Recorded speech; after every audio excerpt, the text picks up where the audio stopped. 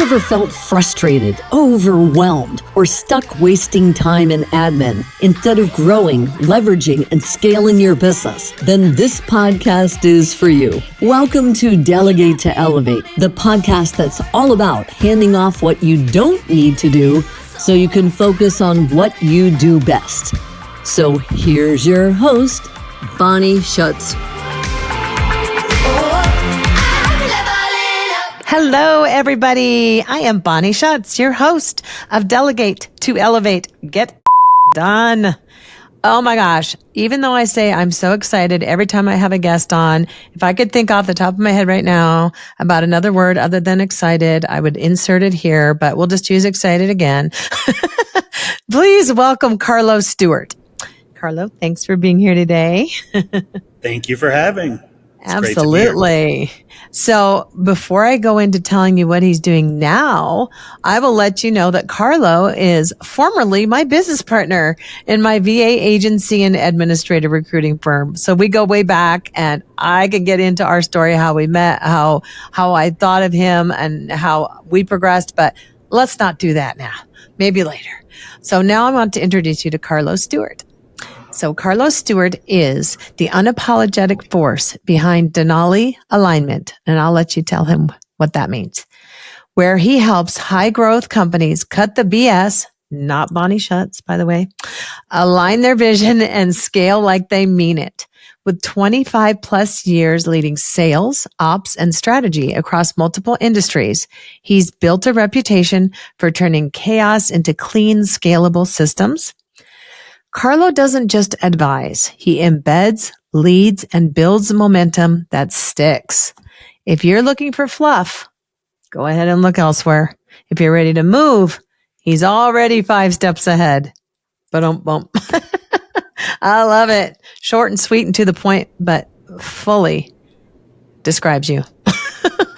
Thank you. I love it. So, Carlo, maybe you could tell everybody what you're up to and go a little deeper into Denali Alignment. I know I've asked you previously, but maybe share with the audience what that means and how you came to that, and kind of a little bit of where you've dabbled in work in the past. Sure, no problem. First of all, thank you so much for having me. Myself, I come from a 25 plus year background in the hospitality and events industry. I have sold, curated, executed events ranging anywhere from 2 to 26,000 guests at one single time. My events have spanned coast to coast. I have been in numerous roles in sales, operations, marketing, finance. There isn't an area of the business that I've not touched. Throughout my career, I was always known, especially in Chicago and even entering the Denver market, as a fix-it person, not necessarily to be confused with plumbing, but that does. But sort of. There's a huge need for that. I am not that person. But I would come in and I would fix things, and those things ranged anywhere from, we're down in sales, help us meet our goal. We have a team that's disconnected, help increase the culture. We have no profitability as far as the business is concerned, put efficiencies in place. So, and it's ranged all throughout my career. The challenge that I've had, and I've had some wonderful companies that I've worked for and some incredible leaders, is that when I've gone in and I fix, I'm a person of what I call now what. And the now what is, now what do I need to accomplish? What do I need to fix? Where do I need to grow? And there are a lot of times, just because of timing, that there wasn't that next step available. And as much as I've loved many of the companies that I've worked for, I've had to keep going. So that was actually kind of the catapult into why I started Denali Alignment. So Denali Alignment is a business strategy and fractional COO services company. So I have 2 arms of the business. On the business strategy side, I essentially help businesses go from one phase of where they're at right now to their next phase of growth by annual planning, goal setting, and just getting things aligned to where they can properly execute their plan. Along the way, I'll usually find wonderful wins that we need to keep, and then also gaps that we need to improve upon. For those gaps, that's where the fractional services come into play, because if their leadership team or if they don't have the additional resources to fill those gaps, then I step in for however short or long that may be, and then quietly exit away and let them carry on and continue great growth. And when they're ready for that next stage of growth again, hopefully I'm invited back, and therefore the relationship still continues on. That's awesome. As has ours. Back in the day, everyone, gosh, I can't even remember the year anymore. I know it was before COVID. I had a former business partner that started my company with me. And boy, oh boy, there's that one little hole in our business that she and I could not figure out how to fill. I met Carlo at a company he was working for, actually, when he spoke in my building that I was working at. And I remember I always connect to people on LinkedIn, so I never not connect when I meet people that excite me, that energize me. So I just reached out to him out of the blue when he said he was looking for his next best thing. And I asked him to join my team and my leadership team. He became my business partner. My original partner stepped down, and it was he and I for a bit.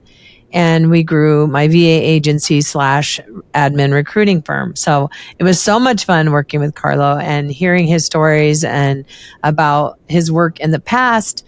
And we amicably divorced, but it was because we were in two different parts of our lives, and it was nothing bad, as you can see, or else he probably wouldn't be here today if he hated me. Touche.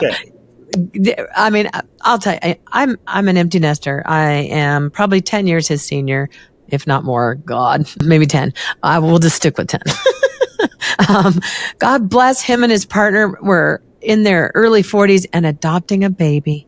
I was an empty nester already. So right there, if you are any sort of a parent, godparent, sister, aunt, uncle, you understand the differences in that realm. So thank you for all the time you spent with me. I learned so much, and I have utterly enjoyed watching your growth and seeing all the things you've done since we, I don't like the word parted ways, but oh well, that's all I can think about. Since we parted ways. Continued on our paths. And continued on like that. We made that, hit that fork in the road kind of thing. Boy, do I love watching from afar your baby girl grow, but that's a side note. Congrats, Dad. Are you Pop? I don't know. Anywho, yeah, so I could not speak higher of Carlo and his visionary mind, because he can really take something like he stated, even one little compartment of a business, and take it to its next step. I have witnessed it. I have seen it. And I am so happy that people are open to bringing him in to their business to just, plug in, plug and play, get something done and get the out. That's a perfect business model, in my opinion. Do you have any examples, like in the recent past, some like types of clients you've worked with, or types of levels you've taken somebody from, dollar wise or just like operationally? Sure. Oh, goodness. I was going to say, you just flooded my brain with a ton of stories. Sorry, it's my self-diagnosed ADHD. No, that's okay. So my clients, I originally thought were going to be focused strictly in hospitality, because I figured that was the industry that I originated from. However, what I've learned along the way is that a lot of the best practices are well suited in just about any other vertical market. So my clientele, since I started Denali Alignment, oh God, it's coming up on 2 years now, has ranged anywhere from events and hospitality. That makes sense. Yep. I have had clients. I have a client right now that is literally about to achieve his dream in opening up his bar. And Cool. He has been a 35-year veteran in the beverage industry. He is an incredible mixologist, and he needed a business plan put together so that way he could secure the property that he needed to fulfill his dream.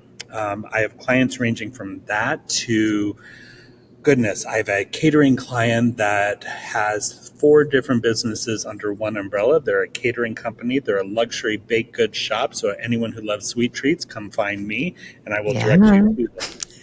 They offer at-home meal prep service. So they have a at-home meal prep service business. And then they also have a concept to where they will go into different bar establishments that don't have food and create a food concept for them.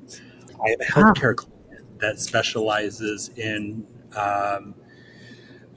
shared services to where they have 16 clinics, and I'm organizing all of their SOPs across 16 clinics in 4 different concepts. My favorite that's near and dear to my heart, I started off as a volunteer and ended up doing the annual planning for a nonprofit that specializes in human connection through a shared meal all at one long table. I've seen that. They are beautiful strangers that all get together, and there's thought-provoking questions with only 2 rules. You can't talk about work, and you can't sit next to somebody that you know. Nice. It is a wonderful nonprofit organization to where we are about to produce a mile-long table here in Denver this coming July. So cool. How do you get an invite? Out of curiosity. Happy to do it. So actually, if I'm able to list who they are, it is longertables.org, and That's you can fine, go yeah. to milelongtable.org. So yes, if you want to partake in it, it is July 26th.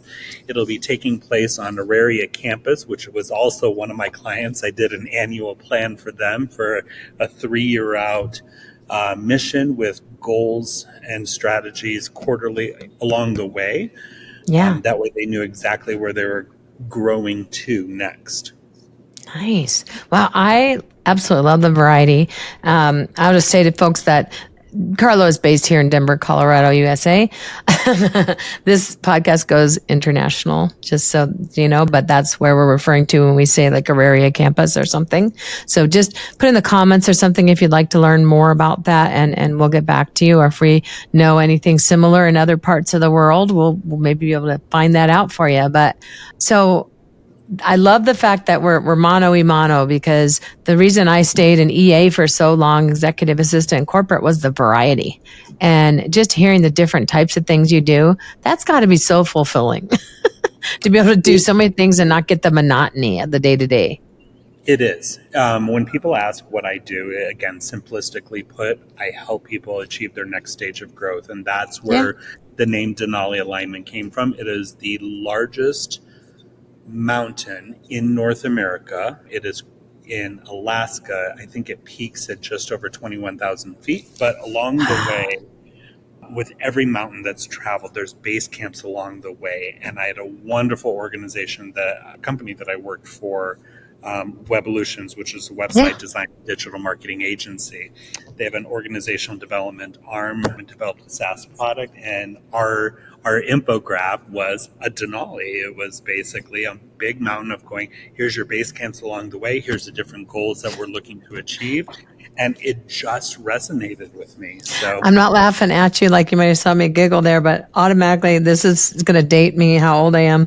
I pictured the little guy on The Price is Right, the little yodeler guy going up the hill on that, whatever that game is. Do you know what I'm talking about? Oh yeah, no, I know which one you're talking about. I'm such a visual learner, and I love that. And right as you were telling me like what you do and how you get them to the next level is exactly what we're doing here in this podcast. So thanks for being a perfect guest in that realm, because we want to help people level up their delegation muscles. So in bringing guests like Carlo on here, you can see that he gets delegated to. So he's been delegated to. So what about delegation yourself at this point? Tell me more about your experience delegating to others or outsourcing to others, either in this business or in recent years. Yeah, no, happy to. So I'll kind of structure it around how my business operates and how I navigate different clients through. So delegation with annual planning. Most times what I have found is that annual planning fails, not because of the fact that there's a lack of goals. I'm sure every owner right now could literally list off probably 20 goals off the top of their head.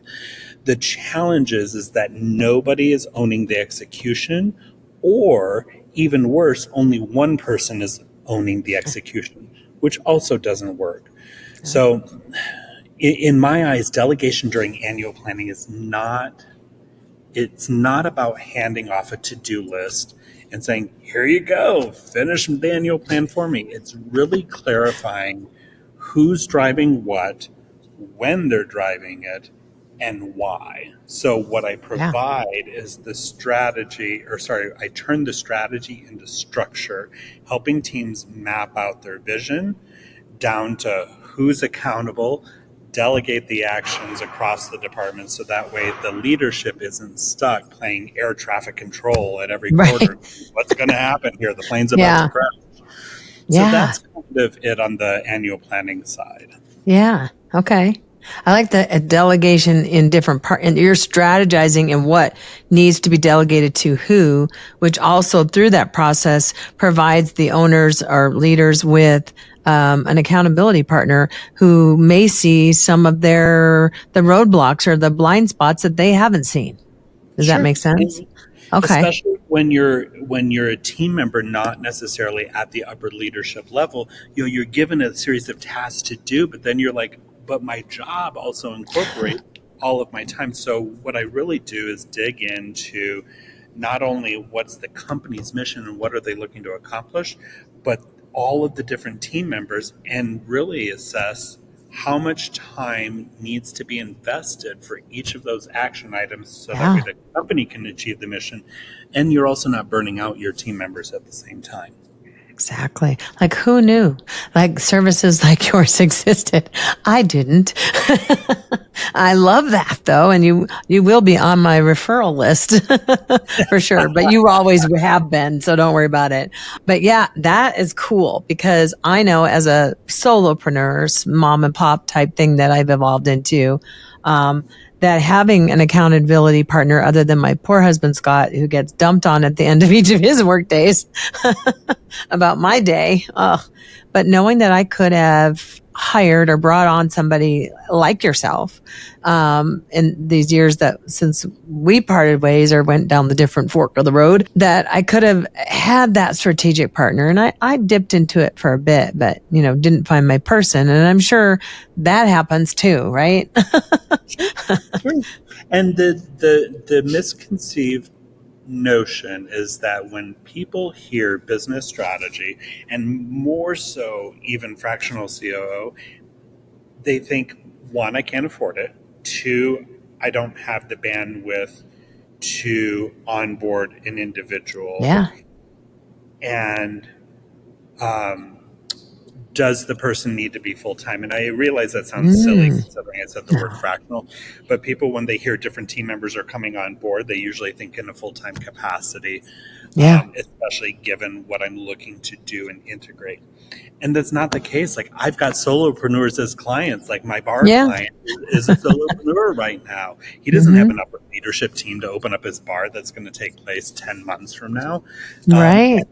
I gave him what he needed, and actually I have a meeting with him tomorrow because he just found another spot that he is madly in love with. So we're going to tweak that plan, and there you go. You're the partner that like solopreneurs, when they're starting this endeavor, just kind of really need. Like, you were there for me, and that, like, we were really early stages too. And having that partner, even if they don't stay with you forever, they stay with you for a season. I like saying that.